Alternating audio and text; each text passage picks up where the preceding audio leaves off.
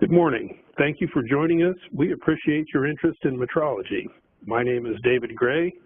I am the inspection manager as well as one of the metrologists on staff here at J.A. King. Today we're broadcasting out of the Greenville, South Carolina Contract Inspection Lab, which is one of 5 geographic locations where J.A. King does contract inspection on a full-time basis. Today's webinar is about an introduction to surface finish measurement. And by introduction, we're going to keep things in tune for people new to surface finish measurement. We're not going to get into signal to noise ratio. We're not going to get into cutoff filter efficiencies. We're not going to look at the algorithms for the various parameters. It's going to be kept on a very basic level. So we hope you learned something from it. For those of you already familiar with surface finish, we hope you get something out of it, but we're available to answer questions if we don't hit on your topic. So the first question is, why do we measure surface finish? And it starts with a product design engineer. The product design engineer is charged with making sure that a product performs to a certain level, and some of those factors that may figure into a product's performance are, let's say, friction. If you're in the bearing industry, achieving low friction is the name of the game, and surface finish roughness certainly plays into how much friction you have. On the other hand, if you make clutch plates, for example, you need more friction, and you could have potentially too much friction generated or not enough. So we're trying to control the friction within a certain zone. So we're looking for surface finish parameters that will monitor that for us. Another example of surface finish application is controlling the wear characteristics of material. Certainly the wear characteristics are going to be largely governed by what material you select, but the surface condition of that material is going to be vital in controlling how quickly it wears. Another application is in fluid handling. So if we have a solenoid valve that needs to shut and form a seal, a fuel control valve, a injector, or a hydraulic system, all of those rely on the form and surface finish of mating parts coming together to form a good seal, a good leak-proof seal. And the last example I have is a product's reaction to light. In some cases, we can imagine where you want to control how much reflectivity a surface has. A monitor display in an automobile, you don't want the, the glare from the outside light interfering with your ability to see what's on the screen. So you want to limit the reflectivity. Other examples would be you want to enhance the reflectivity.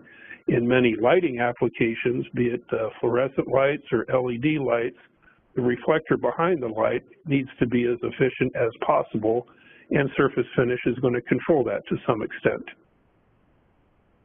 So those are the design engineer's goals that directly are impacted by surface finish, and he needs to communicate that to a manufacturing engineer and a quality staff to make sure he's getting the product he spec'd out for a successful business venture. So the question becomes, how does the design engineer convey that information to others in the organization? And I'm going to put a graphic up on the screen here. Try to blow this up. And I hope you can see my cursor, but in this first box here, it looks like a check mark. That is the standardized symbol for surface finish. And if you just see a blank one like this, there's probably a note down in the title block of the drawing saying what the limits of surface finish are. More often, you're going to see what's in this second block here with the arrow pointing to it is the check mark symbol with a number next to it.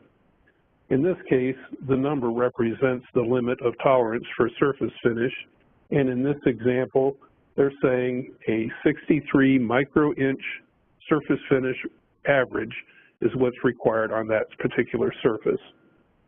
As we go through the various blocks here, we can see that they're adding more and more numbers to different locations around the symbol.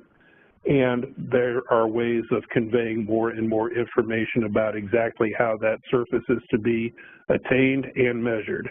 But by and large, what people in the United States are going to see is this symbol right here with a number. Again, that's roughness average, with the upper limit being the number. Okay. Now, with respect to what type of materials require surface finish measurement, we do see call-outs on drawings for plastic parts, for glass parts, for ceramic parts, and composites that require surface finish, but not all that often. By and large, most of the surface finish measurement is done on metal parts, and that's because there are so many manufacturing processes that change the surface condition of a metal part.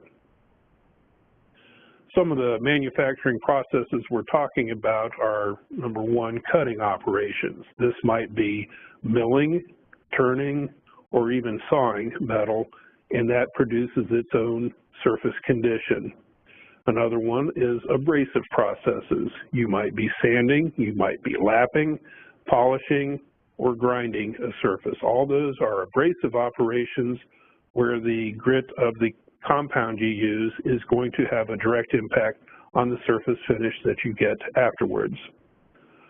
Formed surfaces are such as castings, forgings, extrusions, and in those cases you pretty much get what the process yields you, and if that surface finish is not adequate enough, the manufacturing engineer needs to prescribe a post-processing to get that surface in a condition necessary for the function of the part. And finally, the last topic I want to cover on manufacturing methods are other ones such as EDM, chemical etching, or electroplating. All of those garner their own set of surface conditions that may or may not meet the requirements of the part, and you need to assess the surface finish on them. Now I want to change the topic to what are different methods for measuring surface finish.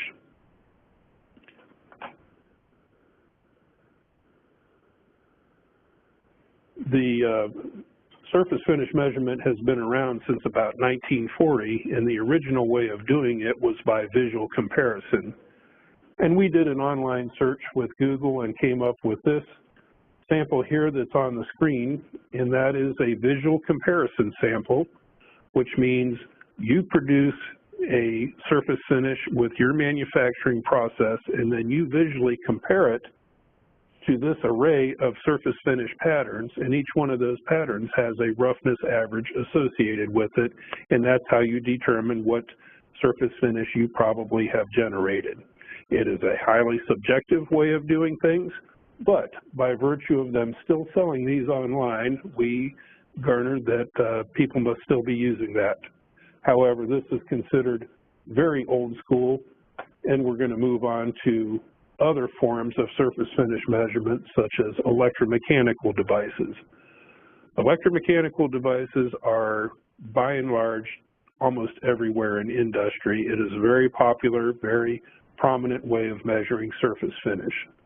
The way an electromechanical surface finish gauge works is by traversing a diamond tip stylus across the surface of the material you're interested in, and a transducer will pick up the vertical deviations in that material and plot them against the horizontal travel of the gauge and generate, through an algorithm, a number such as roughness average or a peak to valley measurement to give you some numerical representation of what your surface finish is. In the last type of surface finish inspection I wanted to cover is the non-contact arena, which might be a laser interferometer or it might be an optical method. But here, instead of doing a 2D profile as with the electromechanical device, we're going to look at an area of the surface and kind of make a topographical map of what the surface of the part looks like. While this is a hugely popular thing that design engineers want to see, the correlation with stylus-based instruments is just not there yet, and the devices themselves are kind of cost prohibitive for mainstream manufacturing today. So we see the future of surface finish might go more towards non-contact type measurement, but right now we're still very much in the stylus-based electromechanical instruments for assessing surface finish. Also, when talking about surface finish measurement, the science is driven by standards, and I think it's B46.1 is the ASME standard for surface finish measurement, and within that standard they regulate just about everything about how that surface finish gauge has to perform. And that gives the ability of a manufacturer to compare their results to a machine shop that they outsource to, and everyone's on the same page, and no matter what kind of instrument you have, you can be assured that there's going to be some degree of correlation from one to the other. As such, all surface finish gauges have the same basic function, and they perform nearly to the same level. But within the electromechanical surface finish family, we can break the products up into about 3 groups. The first group I want to talk about is the portable surface finish gauge. Portable surface finish gauges are excellent when you need to take the gauge to the part rather than bring the part to the gauge. For example, if you have a large casting that is very difficult to move, you might as well just take the gauge, as this operator does on the screen here, set the gauge directly onto the test piece and hit the start button and get a surface finish measurement. Also, imagine in steel mills where they're producing coils of steel.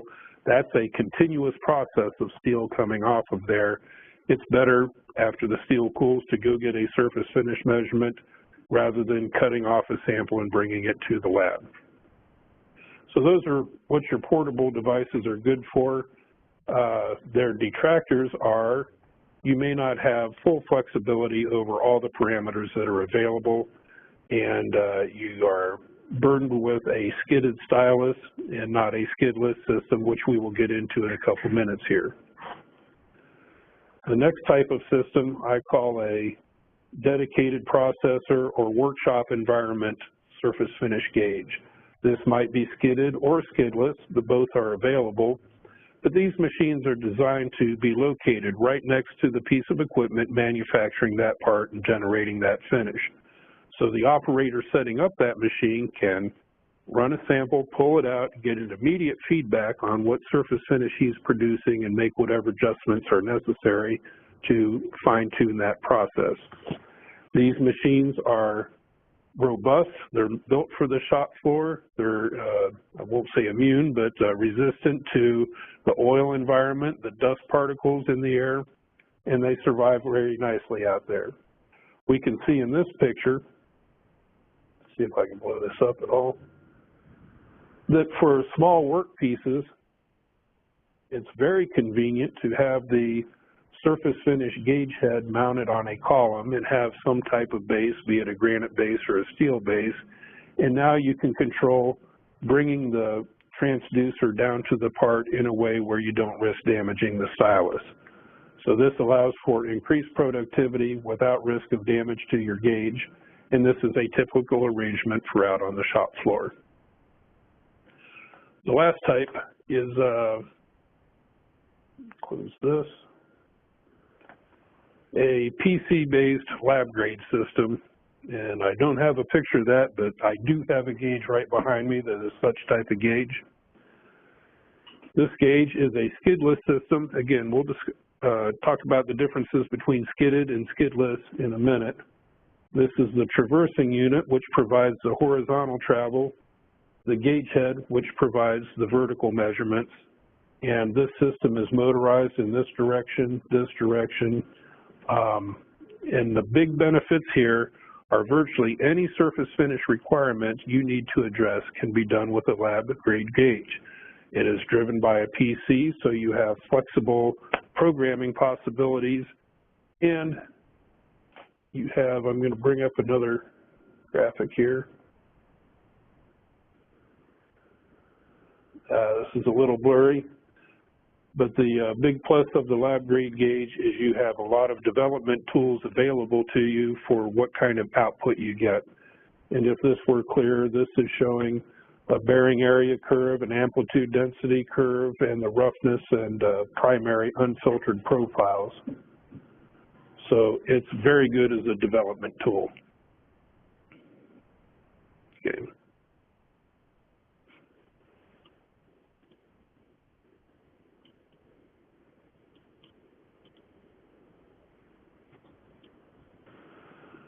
All right, so let's bring up another picture here. This is my Microsoft Word graphics representation of a skidded versus skidless stylus system. And the one at the top here, I hope you can see the cursor on the screen, but this blue arm has the tip on it. Let's talk a little bit about stylus tips. Every surface finish gauge has a diamond tip that runs against the surface that you're measuring. Diamond tips have improved over the years. Back in the 80s, they were made with a 10 micron tip radius, which allows it to go so far down into the valleys of a surface finish lay. As we went into the 90s and 2000s, 5 micron tip radius became the standard, and now more recently a 2 micron tip radius has become the standard. So that's becoming smaller and smaller so we can detect more and more of the surface we're trying to evaluate. So this is the contact point for the surface finish measurement, and the deviations we see in this surface will cause this arm to move up and down and go to a transducer, which is going to convert that into an electrical signal. The skidded stylus also has this green member out here, which is called the skid. The skid is going to ride up and down with these larger undulations, like here, while the stylus picks up just the roughness content. So we call the skid a mechanical filter. That's going to get rid of your waviness and leave you only with the roughness. Most times, that's perfectly fine.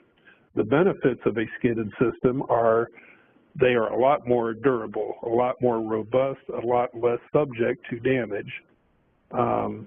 They are easy to line up with the part because it just floats across whatever surface it sees and kind of self-aligns to it. The downside is it's a lot larger. So if you need to measure down in an O-ring groove, let's say, you may not have room for the skid and the stylus together. You may not even have enough vertical travel out of the stylus to accomplish that measurement. If you need to go down inside a small bore, perhaps the skid arrangement is too big and it's going to keep you from measuring inside a small bore. In any of those geometric situations, we are forced to go to a skidless system, which I've depicted at the bottom here, and you can see really the only difference that I'm showing is the skid is gone. Now the transducer is connected directly to the horizontal drive unit, and so whereas in the skidded one, all the stylus movement is relative to the skid, now all the deviations are collected by the stylus itself. So now the stylus has to have enough mechanical and electrical range in the vertical direction to measure not only the micro roughness, but some of these larger waveform undulations as well. The skidless system is considered the do-all system. You can get anything you want out of that. Of course, you can get into any geometry that's available. We make tips that are capable of going inside a bore that is less than 1 millimeter in diameter. You will never be able to do that with a skidded probe. Okay.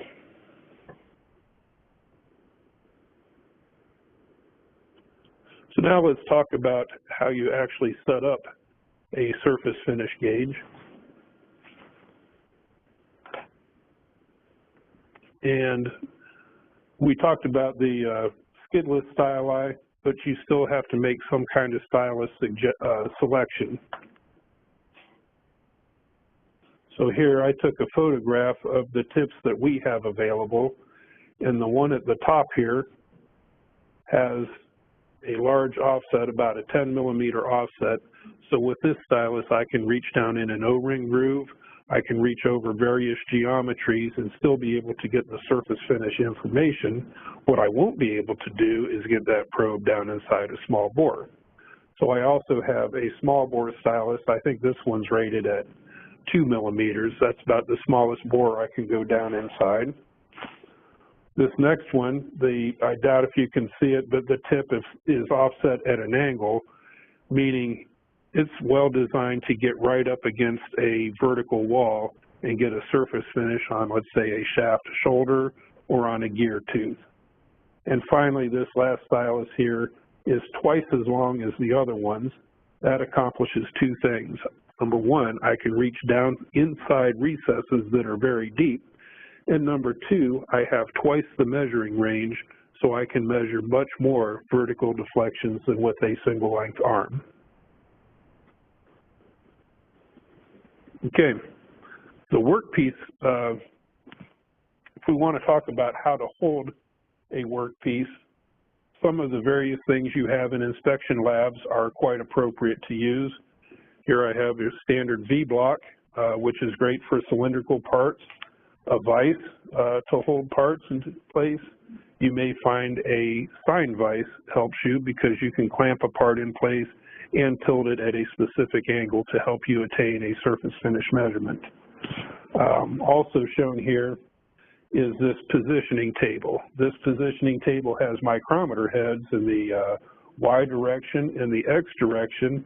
It also has an additional head, or a micrometer head, that rotates the table. So now I can get the part directly in line with the traversing unit of my surface finish gauge and attain my measurement. If these are great for laboratory use because you have such a variety of parts available. If you have one of the shop floor gauges and you're running the same product all day long, you may want to come up with a customized fixture that really allows the operator to put parts in and remove them quickly, number one, and without damaging the gauge, number two. So maybe customized fixturing is appropriate out on the shop floor to help with your productivity. In fact, I saw a question we had up here. Does J.A. King make fixtures for this type of equipment? J.A. King does have a engineering group that fabricates fixtures for CMMs, for vision machines, and for surface finish gauges. Okay. I think what we're going to do now is stop the video for a second, reposition the camera, and get a close-up shot of the stylus actually making a surface finish measurement. So we'll be right back. Okay. Something I encourage operators of surface finish gauges to do is to check your system frequently. And here I have a roughness patch that has the measurement conditions on the side and the amplitudes expressed both in RA and RZ. And what your particular shop does is up to you and your quality system, of course, but an example might be at the beginning of every shift, we're going to check the stylus and make sure we get the proper value out of this machine before we run a shift's worth of production. So now you should be able to see, here is the software that runs this particular gauge. And I'm going to set this software up to measure this patch. We'll look at the value and make sure it's appropriate for what we're doing. So let's start a new file.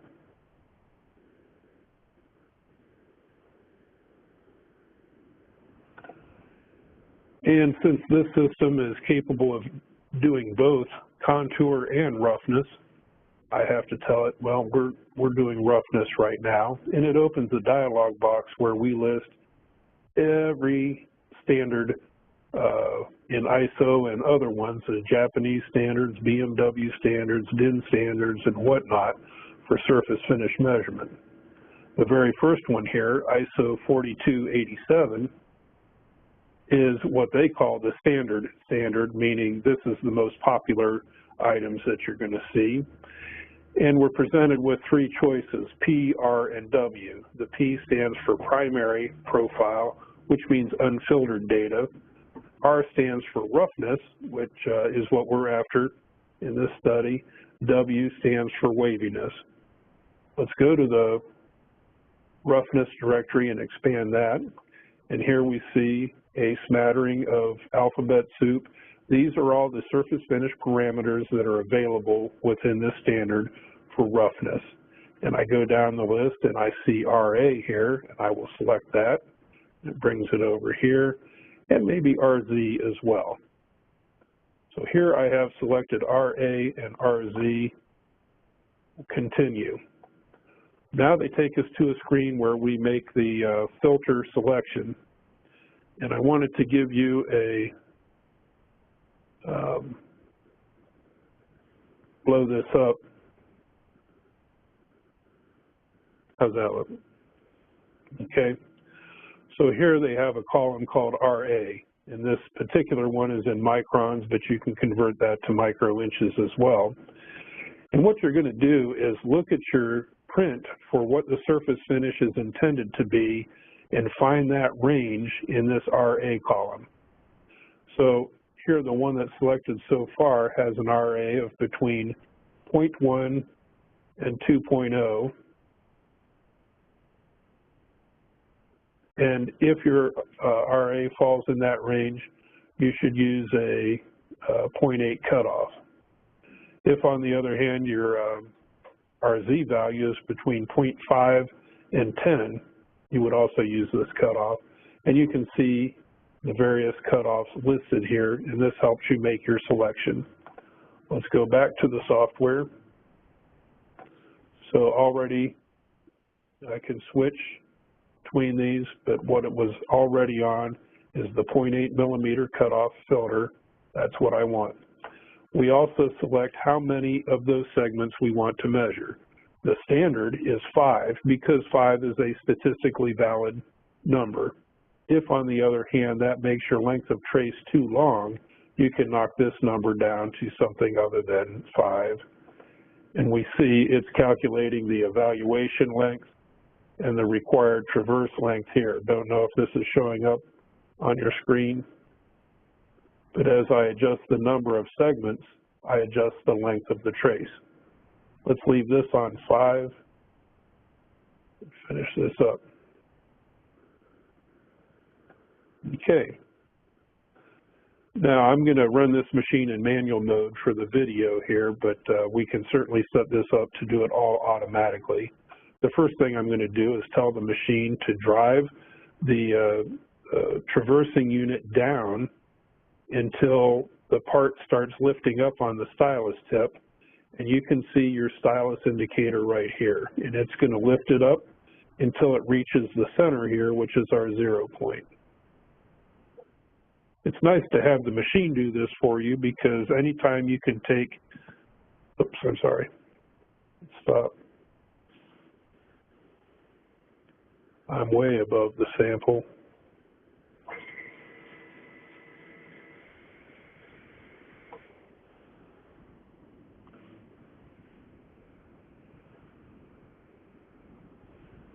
Okay, let's try that again.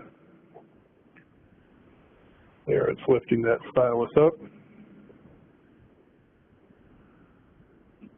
And we're ready to go. So now I'll start the measurement. And what we're going to get is a live display of the system collecting the data off of this roughness patch. You can see this is a very regular, what we call sawtooth pattern. And at the conclusion of it, it's going to employ the cutoff filter and filter this data until we have what is a roughness profile here. So this is what a typical roughness profile looks like on a roughness patch. I want to point out that our vertical magnification is very high, versus low magnification in the horizontal direction. So this looks particularly dramatic as far as the vertical deviations, but that's just because of the scaling the machine chose to use.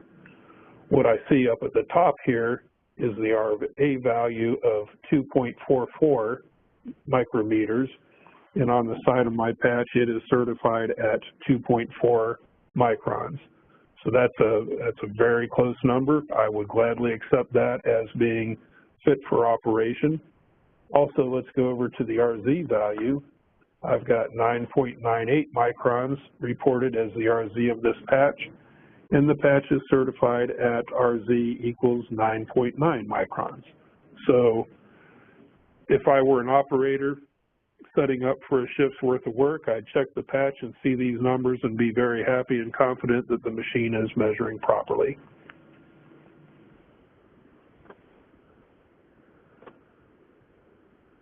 Let's go back to the machine center and lift this up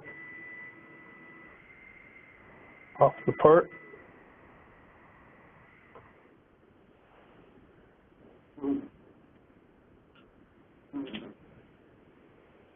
And now I have a cylindrical part on a V block here. I'll position that underneath the stylus, and we'll get a surface finish measurement on this part.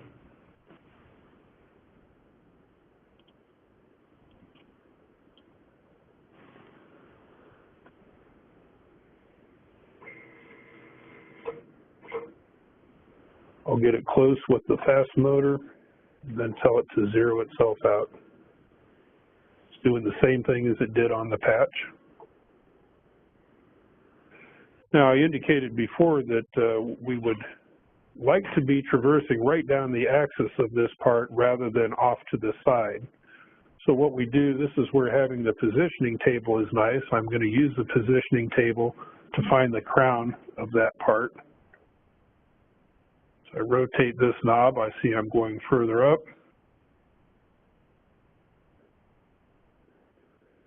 And then I start going down. So right about there is the crown. So while I'm at that location, I'll just tell it to re-zero the probe to get back to the center of the range. Once it does that, I'm ready to take a measurement. And again, if you're out in a production environment, once you find the crown for that part, since it's in a V block, every part you stick in there should already be lined up properly. So this is a more typical roughness profile output. We see, since it looks like this part was ground, this is the random pattern you see from a grinding operation. And I'm reporting an RA of 0.86 microns and an RZ, peak to valley measurement, of 5.96 microns. So that, in a nutshell, is the process of taking a surface finish measurement. Nothing incredibly complicated there.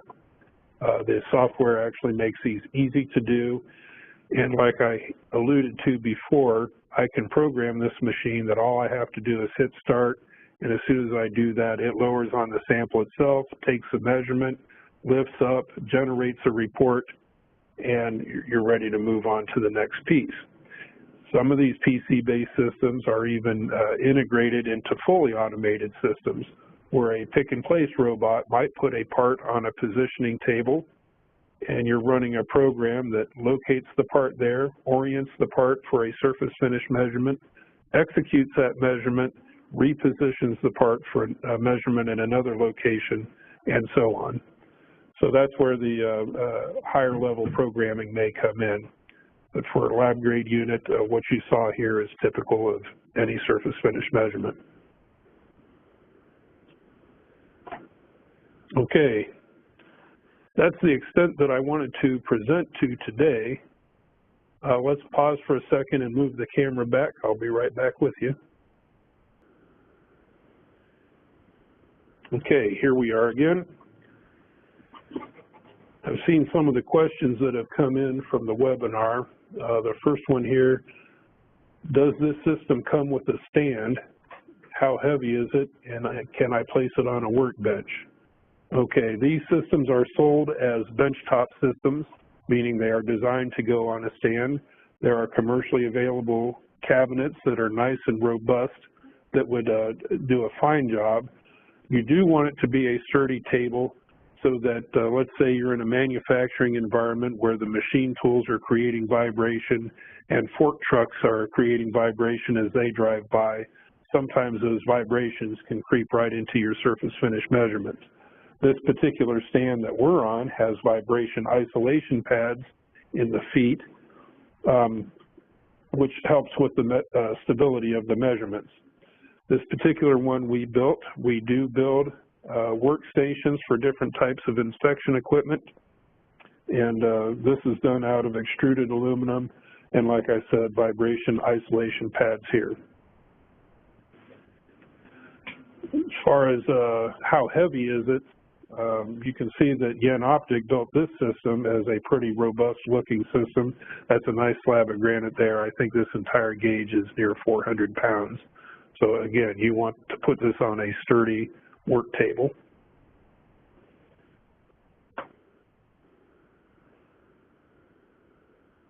Does this particular system require software updates? If so, what does that process look like?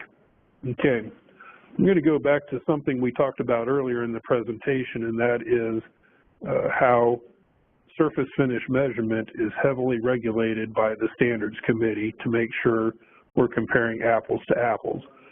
That standard gets updated from time to time, and by from time to time, that might mean once every 10 years or so. It doesn't happen 2 times a year or anything like that.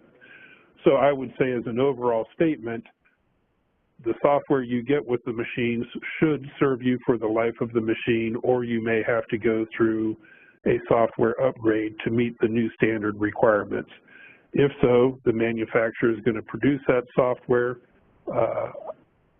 I would say if the standards committee changed what the standard stylus was to be, now you're looking at simply replacing the stylus on here and getting the new software, and that would be that. As far as how that process goes, the manufacturer of the gauge, in this case Jenoptik, would develop the new software for the new standard, make it available for purchase. If there are little software releases that fix a bug or anything like that, should that happen, most manufacturers of metrology equipment make that available to their customers at no charge. I think that's fairly normal. Does J.A. King calibrate these devices? Yes, we do. You can, we showed you the process for checking a roughness patch at the beginning of each shift was my example. So you can calibrate them yourself. You can check them, and if it's off, you can even adjust that calibration. But some manufacturing firms' quality system mandate that you have a third party come in and do a calibration on it on perhaps an annual basis. And J.A. King is 17025 certified to perform those calibrations on surface finish equipment.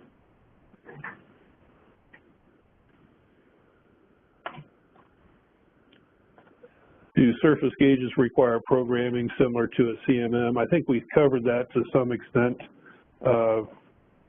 Basically for the lower end gauges, by lower end I mean the portable gauges, the programming is just selecting what parameter you want and what length of travel you want, or the filter cutoff you want. For other gauges, the shop floor gauges, dedicated processors that are more sophisticated, you may save a variety of programs in there. So depending on the part that the operator brings to the machine, he selects the program for that part from a menu, and that sets everything up for you, but it's still a very simple process to program it. And then I finally talked about with lab grade gauges like this one, those can get very extravagant in their programming for batch running and that type of thing. And how much do surface finish gauges cost? Well, that's a wide open question. At the lower end, the portable gauges are usually the cheapest or lowest cost. I've seen those available in catalogs for as little as $1,000, $1,500, that type of thing. So I would say the portable gauges run from $1,000 up to $5,000, depending on the features. The dedicated processor, the more capable gauges, let's bring that picture back, like this. Those, from what I've seen on the market today, run from about $7,000 up to $20,000. Again, that's a wide range. It all depends on what kind of features, accessories, whatnot you want with it. And the lab grade gauges such as this one may start somewhere in the mid-20s and go up to 120, 150,000. The sky's the limit when you really get into customizing for high production situations. So I think I've gone through all the questions here. That about brings us to an end for this presentation. Again, if you have any questions, go ahead and send them in. And as a closing note, with our inspection labs and calibration labs, if you have any questions about metrology, about inspection equipment, feel free to give us a call. We'd love to help you out just from a device standpoint or showing you some equipment. We can cover quite a wide breadth of material here at J.A. King. We appreciate you watching. Thank you.